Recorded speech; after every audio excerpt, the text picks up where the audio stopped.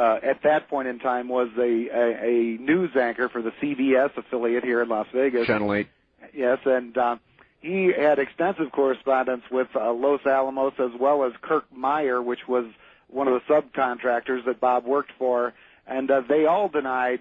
Kirk Meyer did say he was issued a Z number, which was a number required to be an employee and to get a paycheck, but none of them had said that they retained records that far back. And at this point in time, it was only, 5 or 6 years earlier. It wasn't, 10 years like it is now. And that they didn't retain any records at all. And George gave them numerous chances. He said, "Are you sure you have no record of Bob Lazar?" He asked Kirk Meyer, "Are you sure you have no record of Bob Lazar?" Mm-hmm. They denied. And then that's when Bob came up with the Los Alamos phone book with his name and station number in there, and then also he had a copy of the Los Alamos newspaper from 1982. And how did they react to that? Well, we're also talking about two people. When I was initially hired on, I was hired on via a headhunter, essentially, for Los Alamos. Sure. And I worked, like I said, the initial time you work for anyone, in a secure job, you have that time before your clearance goes through, and that's when I worked for Kirk Meyer, and then later became hired on directly at Los Alamos. However, both people, either quote-unquote lost their records or just flatly denied the existence of me even working there. Well, what pushed you to go public? What pushed me to go public essentially was fear. Fear of what? Fear of death, fear of prosecution, fear of Well, just fear in general. I imagine you can add them all together, and that was essentially what I was feeling at the time. At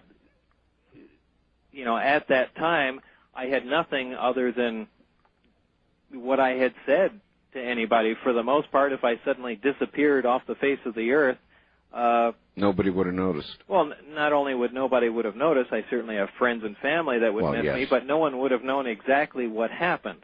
And people disappear all the time. Right. Well, especially in Las Vegas.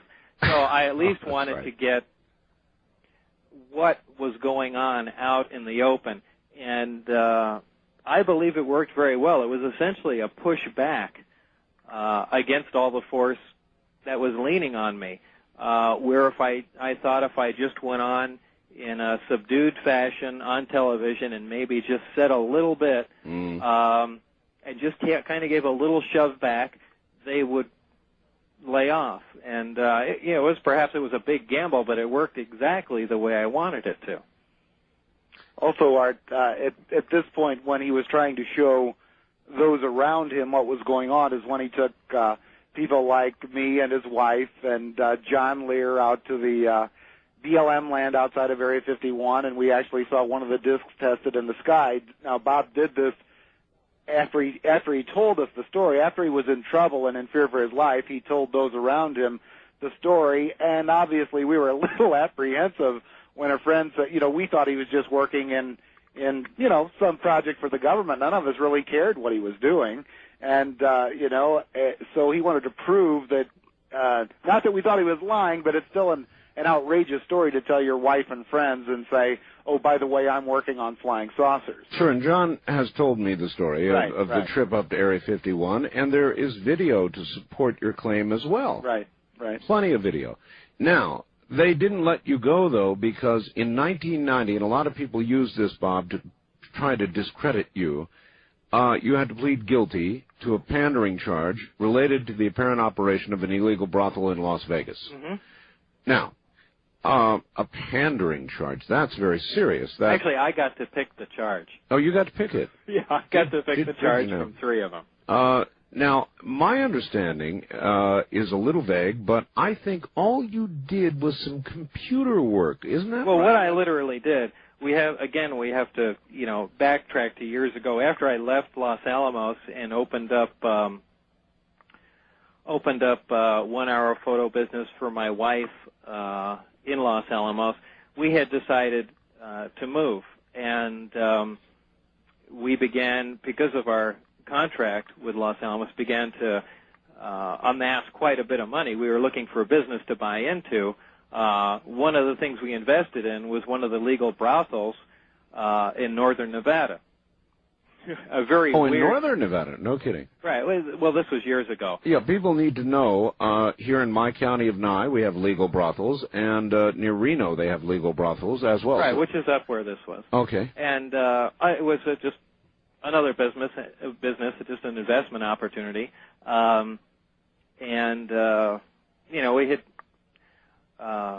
made money off of it and later got rid of it. However, an amazing coincidence, after I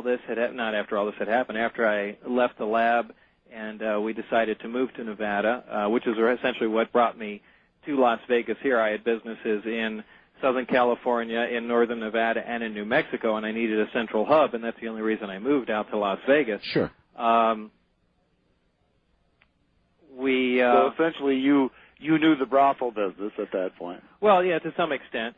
And even though we were out of it, after I had left S4 and began to look for some other source of income, I ran into one of the old managers of the place up north. Right. And she said she had a place running down here that wasn't running illegally, but she'd wondered if I could install a computer system like we had up there to make her business run smoother. And I said, there's no problem. It'll take me a while to write the program, and I can set the computers up for you, and so on and so forth. They also wanted a security camera outside to make sure a guy wasn't coming to the door with a gun or a knife. So sure. I essentially installed all that stuff and left, and that was that was the end of it.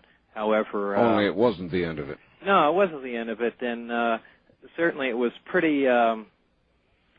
It's actually, Art, what happened after that is, as you well know, living here in Southern Nevada, that when George Knapp did his special UFOs the Best Evidence in November of '89, George won an Emmy for it, and it was one of the highest rated shows in the history of Southern Nevada.